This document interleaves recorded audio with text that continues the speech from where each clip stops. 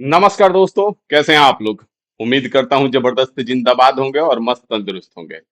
तो थंबनेल में देख करके ही वीडियो को क्लिक किए होंगे। RRB group D exam date out. बहुत कम समय मिलने वाला है आपको, 1 से 2 महीने। और इस 1 से 2 महीने में आपकी क्या रणनीति होने वाली है कि आप एकदम रिजल्ट के नजदीक पहुंच जाए, रिजल्ट को पार कर पाए, कट ऑफ को पार कर पाए।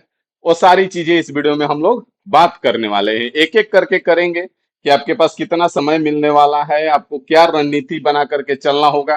क्योंकि आप पिछला 2 साल से और 4 साल से आप क्या पढ़ रहे थे वो मैटर नहीं करता है आपके रिजल्ट को। अब जो आप 2 महीने में पढ़ेंगे यही मैटर करेगा, और यही आपका रिजल्ट से आपको या तो दूर कर देगा या फिर रिजल्ट के नजदीक कर देगा। तो एक एक चीज इस वीडियो में बहुत ही आराम से बात करेंगे, पूरी तैयारी के साथ आए हैं। अगर आप चैनल पे नए होंगे तो चैनल को सब्सक्राइब कर लीजिएगा और वीडियो को लाइक कर दीजिएगा, ठीक है। बाकी आते हैं एक एक करके बात करते हैं, इस चैनल पे भी हम आपके लिए क्या कर रहे हैं, कैसे होने वाला है, क्या आपका सेफ स्कोर रहेगा, कितना टारगेट करके चलना होगा, एक एक चीज आपको क्लियर होगा। तो सबसे पहले अगर हम बात करें RRB group D exam pattern के बारे में, तो यहाँ पे आप देख पाएंगे और समझ पाएंगे कि यही आपका 4 सब्जेक्ट होता है। जो आपका साइंस रहता है 25 क्वेश्चन, मैथ आपका 25, रीजनिंग 30, और जीके जीएस जो होता है 20 क्वेश्चन होता है। अब आपको मेनली जो है 25 25 50 और 30 80 पे फोकस करना है। इससे 2 4 5 नंबर का उम्मीद रखना है कि 5 नंबर आ जाए। बाकी आपको मेनली जो फोकस करना है वो इस पे फोकस करना है। क्योंकि अभी हम गारंटी के साथ कह सकते हैं कि पिछला बार ग्रुप डी के पैटर्न को देखते हुए अभी सब लोग करेंट अफेयर में लगे होंगे। और रेलवे जो है इसका कोई अता पता नहीं होता है जीके और करेंट अफेयर को लेकर के। कब क्या करेगा कोई अता पता नहीं है। तो ठीक है, आप थोड़ा बहुत इस पे भी समय दीजिएगा, उम्मीद कीजिएगा कि 5 से 10 के बीच में आ जाए, 5 नंबर 7 नंबर 8 नंबर आ जाए। बस इतना ही उम्मीद रखिएगा। बाकी इसमें आपको 100% का टारगेट करके चलना होगा ये 3 सब्जेक्ट पे। अब कैसे करेंगे हर एक एक चीज पे हम बात करने वाले हैं। अब अगर हम बात करें मैथ का, तो मैथ हमारे पास इतना नहीं है कि 25 27 टॉपिक पढ़ना है। अगर ढंग से देखें तो 15 17 टॉपिक से ही आपका रेलवे जो है बार बार पेपर पैटर्न बना रहा है, पेपर बना रहा है।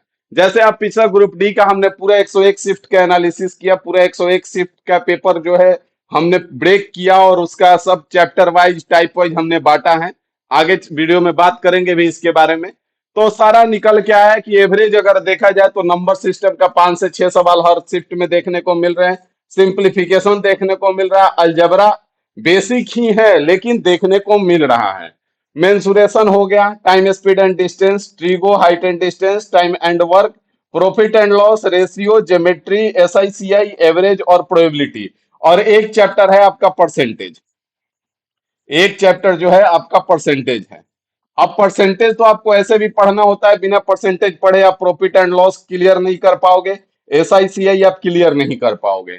तो इतना ही टॉपिक आपको पढ़ना है। अगर हम कहें कि 2 महीना में इसको खत्म करना है, तो आप एवरेज अगर 2 से 3 दिन एक एक टॉपिक को टारगेट करके चलते हो तो आसानी से खत्म हो जाएगा और बेहतरीन ढंग से खत्म होगा। अब हम क्या, आप लोग क्या करते हैं कि किसी का ज्योमेट्री क्लियर नहीं है, ज्योमेट्री क्लियर नहीं है तो छोड़ देते हैं ज्योमेट्री। छोड़ना नहीं है, बेसिक क्लियर कीजिए, बेसिक सवाल ही आ रहे हैं। नहीं अगर क्लियर हो रहा है ना तो हम जो बता रहे हैं वो कीजिए। अब ज्योमेट्री हो गया, अलजेब्रा हो गया, अब ट्रिगो हो गया, हाइट एंड डिस्टेंस हो गया, इनको आप छोड़ के चलेंगे। तो छोड़ के चलेंगे तो 10 नंबर तो यहीं से बाहर हो जाएगा आपका। फिर आप क्या करेंगे। तो इसलिए आपको सारा क्लियर करना होगा, और हम बताते हैं कैसे क्लियर होगा। कुछ नहीं करना है, आप सिंपल सा अगर आप पढ़ चुके हैं तो आप इस प्लेलिस्ट को उठाइए, 51 दिन 51 मैराथन वाला।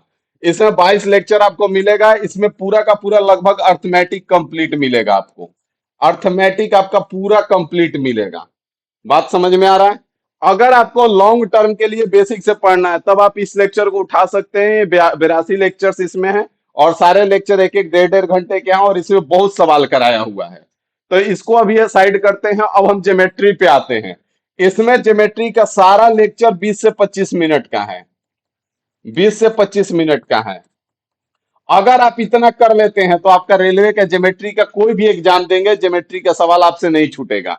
और एकदम पूरा क्लियर किया हुआ है, आप पढ़ के इसको देख लीजिएगा।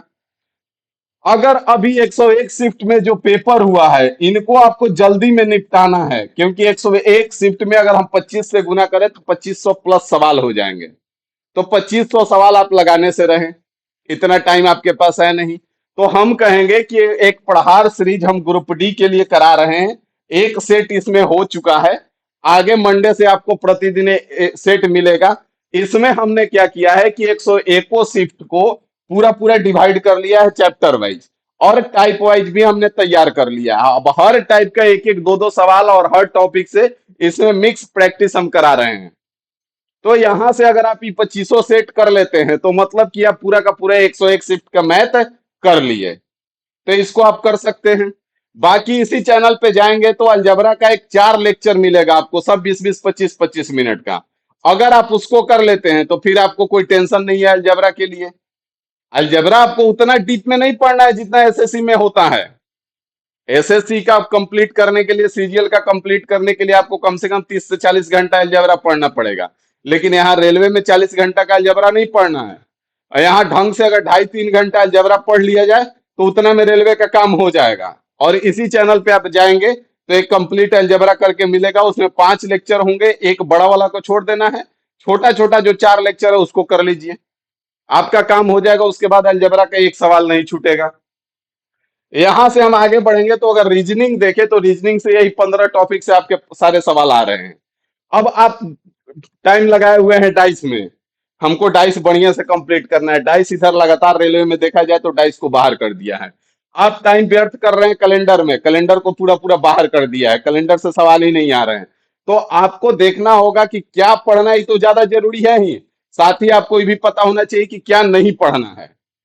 अब रीजनिंग का ये टॉपिक जो है यहां तक सबसे पहले आप कंप्लीट कीजिए। कोडिंग डिकोडिंग हो गया, बढ़िया से एकदम कमांड कीजिए कि 4 से 5 सवाल आ रहे हैं, एक भी सवाल ना छूटे। एनालॉजी हो गया, सीरीज हो गया, classification, ranking, blood relation, mathematical operation, distance and direction, sitting arrangement, puzzle, syllogism और अल्फा अल्फा न्यूमेरिक सीरीज। उसके बाद आपके पास टाइम बचता है तो इनको टाइम दीजिए। Calendar, dice, non verbal, data sufficiency से भी कहीं कहीं एक आध सवाल देखने को मिले हैं, नहीं तो सवाल नहीं मिल रहा है। तो पहले आप इनको कंप्लीट कीजिए और ऊपर ऊपर मत कीजिए। यहाँ पे अगर ढंग से देखें तो 1 2 3 4 5 6 7 8 9 10 11 12 12 टॉपिक मेनली है। अगर हम कहें कि आप इसको 48 एक टॉपिक पे 3 से 4 दिन अगर आप देते हो तो इतना बेहतर ढंग से कंप्लीट होगा कि फिर आपका एक भी सवाल नहीं छूटेगा। तो अगर 4 दिन भी देते हो एक टॉपिक पे तो 12 चौक 48 होता है। 60 दिन अभी आपके पास है। 60 दिन का प्लान हम लेके चल रहे हैं, आगे बताएंगे कि टाइम कब एग्जाम है, क्या डेट है। तो 3 से 4 दिन भी अगर देते हैं, 4 दिन भी देते हैं तो 48 दिन में हमारा पूरा का पूरा यहाँ तक खत्म हो जाएगा। उसके बाद भी 12 दिन बच जाएगा, तो 12 दिन में आप इधर बचे हुए टॉपिक कर लीजिएगा। बाकी साथ ही साथ एक बात याद रखिएगा कि मिक्स, ये जो आप टॉपिक वाइज तो क्लियर करेंगे ही करेंगे, साथ ही साथ मिक्स प्रैक्टिस भी करेंगे कि टाइम के अंदर आपका खत्म हो जाए। अभी बहुत सारे लोगों का समस्या आ रहा है टाइम, सर जी कर तो लेते लेकिन टाइम नहीं बचा। तो आपको मिक्स प्रैक्टिस भी करना होगा। अगर 30 सवाल के लिए आपको टारगेट करना करके चलना होगा कि 15 से 17 मिनट में आपका 30 सवाल 15 मिनट में निपट जाए रीजनिंग का, तभी जाकर के वहां आप कंप्लीट कर पाओगे पेपर और बढ़िया से कर पाओगे। बात समझ में आ गया। आगे बढ़े तो हमने बोला कि जीके जीएस पे ज्यादा टाइम नहीं देना है। करंट अफेयर कहीं से आप डेली आधा घंटा 15-20 मिनट का जो लोग करा रहे हैं डेली का, वहां से करंट अफेयर करो। और बाकी फिजिक्स, केमिस्ट्री, बायोलॉजी को तीनों का वेटेज बराबर है और तीनों से सवाल आ रहे हैं। तो हम कहेंगे कि एक टॉपिक को टारगेट करो कि 20 दिन में खत्म करेंगे। फिजिक्स उठाओ, 20 दिन में उसको बांट लो कि 20 दिन में कैसे खत्म होगा, कितना डेली पढ़ना पड़ेगा, और पूरा फिजिक्स 20 दिन में खत्म करो। हो सके तो 17-18 दिन में ही खत्म करो। इसको 18 दिन टारगेट लेके चलो, इसको 18 दिन और इसको 18 दिन। अब कितना पढ़ना पड़ेगा पढ़ो, फिजिक्स को उठाओ और उसके सारे टॉपिक को बांट लो और देख लो कि एक दिन का कितना है और 18 दिन में खत्म करना है। उसके बाद आपका 6 दिन बच जाएगा, 6 दिन आपका रिवीजन पे रहेगा। 6 दिन आपका रिवीजन पे रहेगा। बात समझ में आ गया। यहां से आगे बढ़ेंगे तो यहाँ पे आपको हम डेट के बारे में, यहाँ बात करने से पहले यहाँ पे बता दें कि अभी आपको और क्या क्या करना है। तो आपको हाई वेटेज जो टॉपिक है वो क्लियर करना है।